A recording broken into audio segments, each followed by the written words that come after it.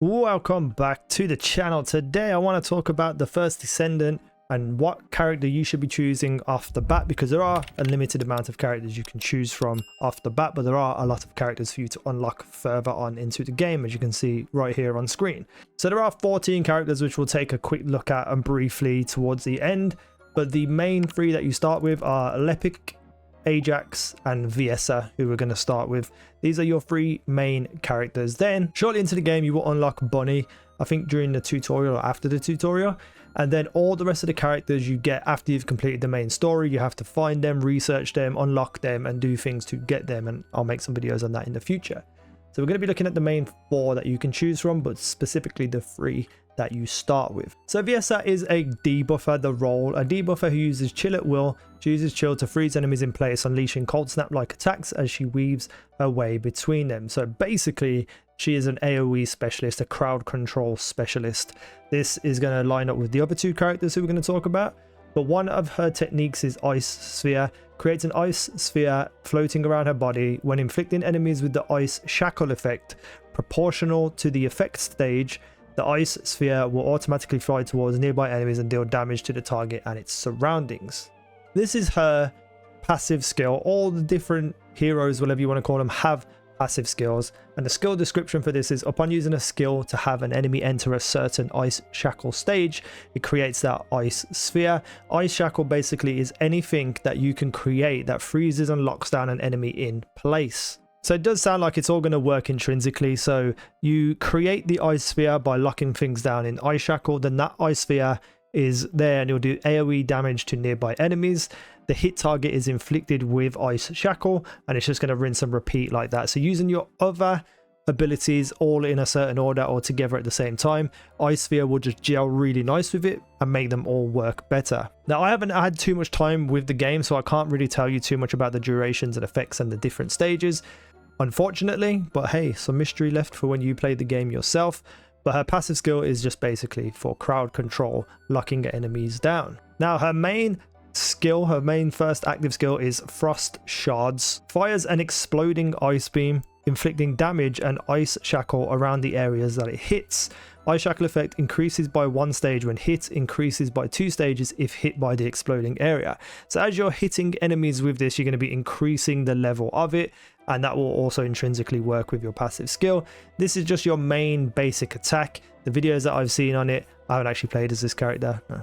This is just your main basic attack. It does decent damage, and it's just a little bit of an instigator to using more abilities. It's just your main little thing to throw out.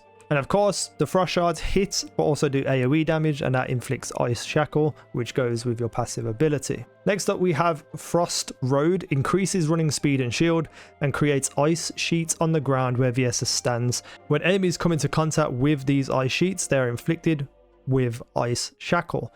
The Ice Shackle effect increases by 2 stages. So the more you're using these abilities and making them hit enemies and getting them trapped and stuff, so the more you're using your abilities and getting all these things onto the enemy, your intrinsic will make it do more damage or last longer.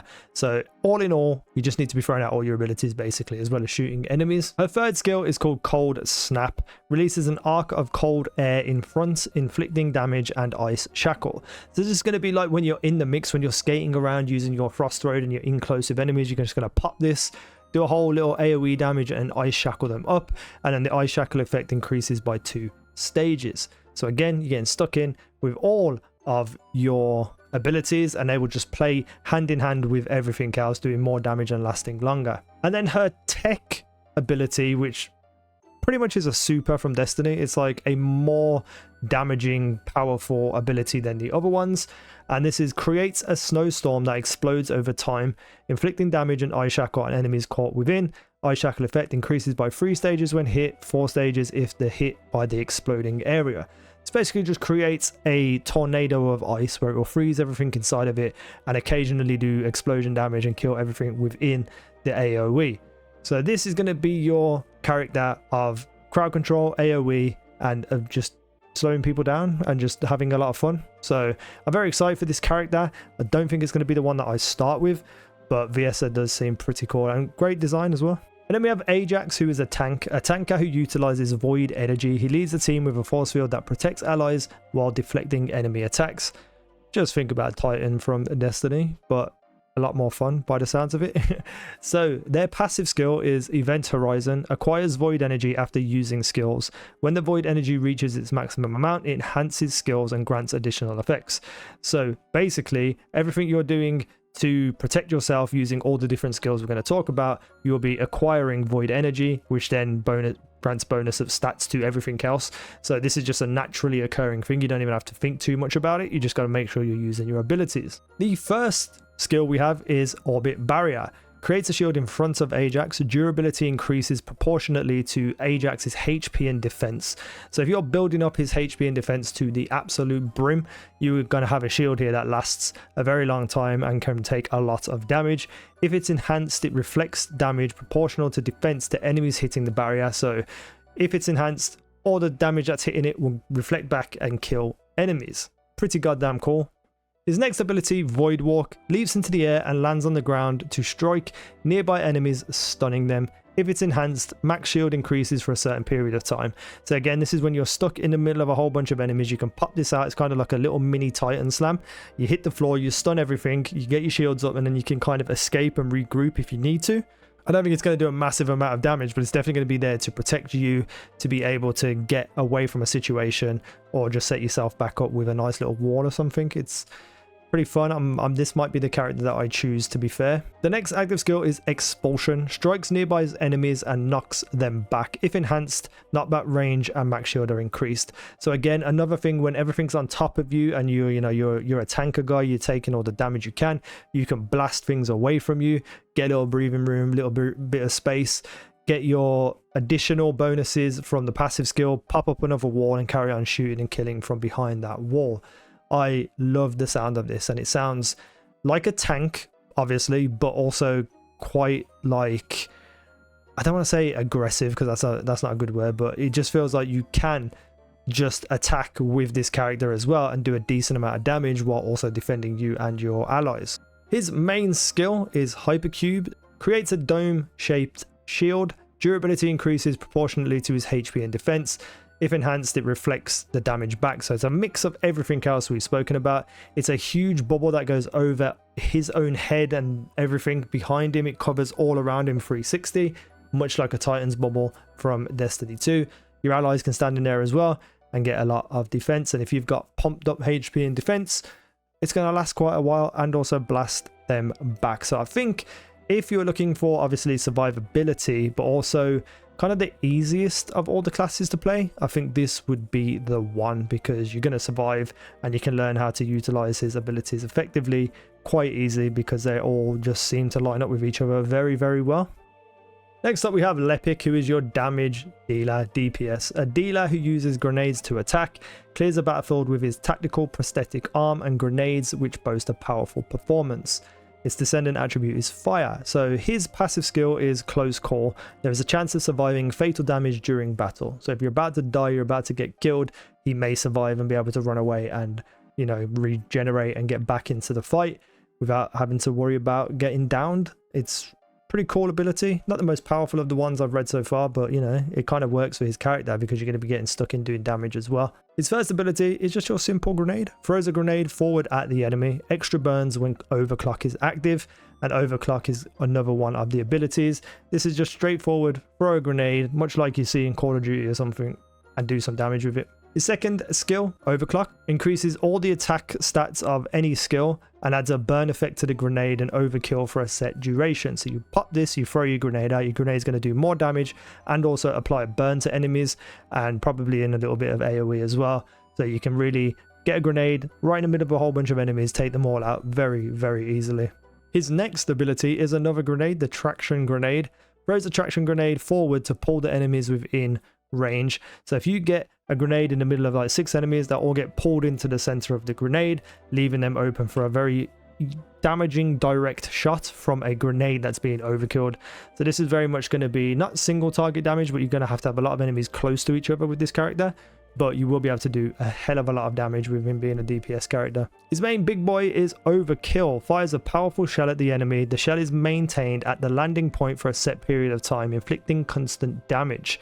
Extra burns when overclock is active. So you're going to be popping overclock as much as possible with this character, and what you're basically going to do is fire out big grenades that fly through the air, and wherever they stop, they will stay mid-air, just floating there with a big ball of energy around it, doing anything in the vicinity a lot of damage very quickly.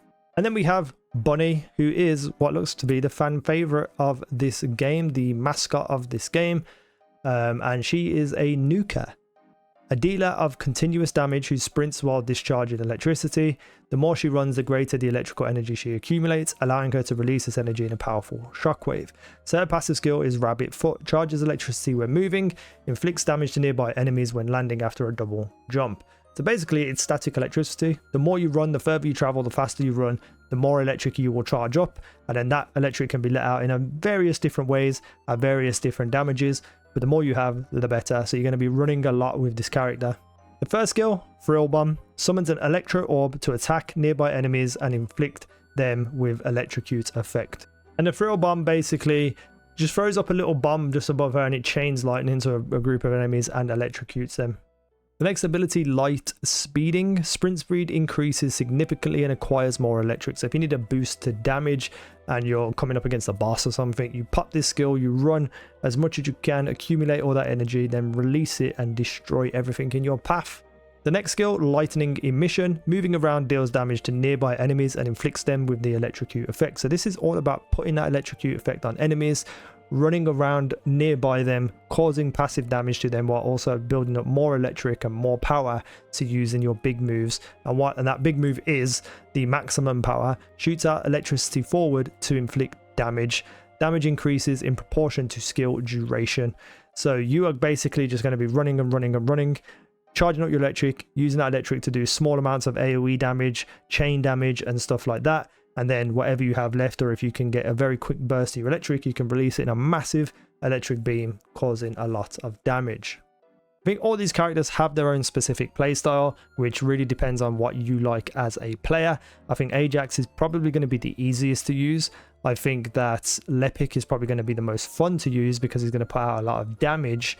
And then Viessa and Bunny are just seem like movement, AoE, crowd control based characters, and that's fine. Not really particularly for me.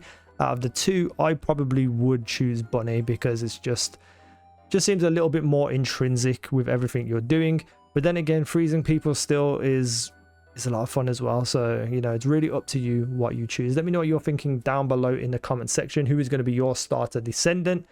You can also get ultimate versions of these characters, which I assume is just stronger. You know, you got Lepic, who we've already spoke about. You got Viessa, who's another starting class, and you can see that she looks slightly different with that kind of mask on it. Then we've got Ajax as another ultimate character. Big, huge Reinhardt looking guy. And then we have Alt Glay, who looks pretty cool too. But last but not least, and the reason why I wanted to take a quick look at the alt ones is because we have Alt Bunny, who is a pretty amazing design. Thank you for watching. I've been easynow. You guys have been awesome.